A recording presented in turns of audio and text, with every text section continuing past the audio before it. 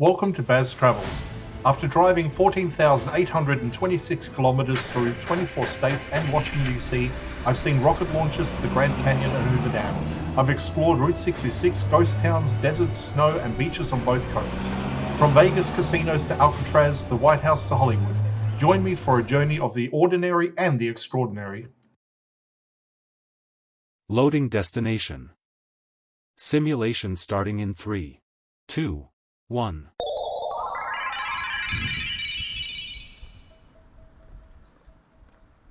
To look around, move your phone or tablet. Click and drag if on a computer or move your head if using a VR headset. Please like and subscribe. Hoover Dam exists because water defines survival in the desert. In this part of the American Southwest, water is not an optional resource or a convenience.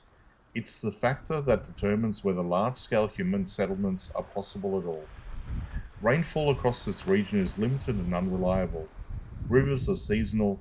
Droughts can last for years, sometimes decades. Without a way to capture and store water when it's available, permanent cities would struggle to exist at modern population levels. Reservoirs like Lake Mead were created to solve that problem. They act as buffers, storing water during wetter periods and releasing it during dry years. This system smooths out natural extremes and replaces uncertainty with predictability. That predictability changes everything. Agriculture expanded into areas that could not support crops naturally. Cities grew far beyond what local rainfall would ever allow. Industry developed, supported by both water and hydroelectric power. Hoover Dam became the anchor point for that transformation. It allowed water to be managed rather than endured. It turned a volatile river into a controlled system that supports millions of people across multiple states. Tourism grew alongside this new stability. As roads improved and travel became easier, Hoover Dam shifted from purely functional infrastructure to a public landmark. People came not only to see the structure itself, but to understand what it represented. Today, millions of visitors arrive each year. That access is carefully controlled. Walkways, viewing platforms, and security zones are designed to keep people safe while allowing the dam to operate continuously. This is still active infrastructure, not a preserved relic. Tourism here is intentionally educational. The focus is not on entertainment but on scale, purpose, and consequence. Visitors are encouraged to understand why the dam exists, how it works, and what role it plays in desert life. Standing here makes the relationship between water and settlement impossible to ignore. Everything surrounding the dam depends on controlled flow. Cities downstream rely on predictable releases, farms depend on stored supply, power grids rely on steady generation.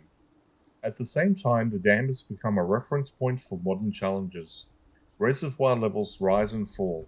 Long-term droughts has reduced storage capacity. Demand continues to increase as populations grow. The dam still performs as designed, but the context around it has changed.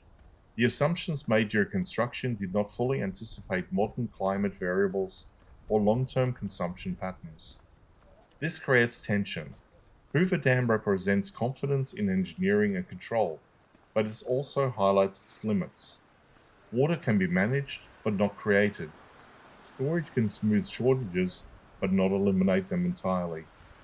Tourism reflects this shift as well. The conversation has moved beyond celebration towards awareness. Visitors now see not only the historical achievement, but also ongoing systems under pressure. Despite that, Hoover Dam remains a stability force.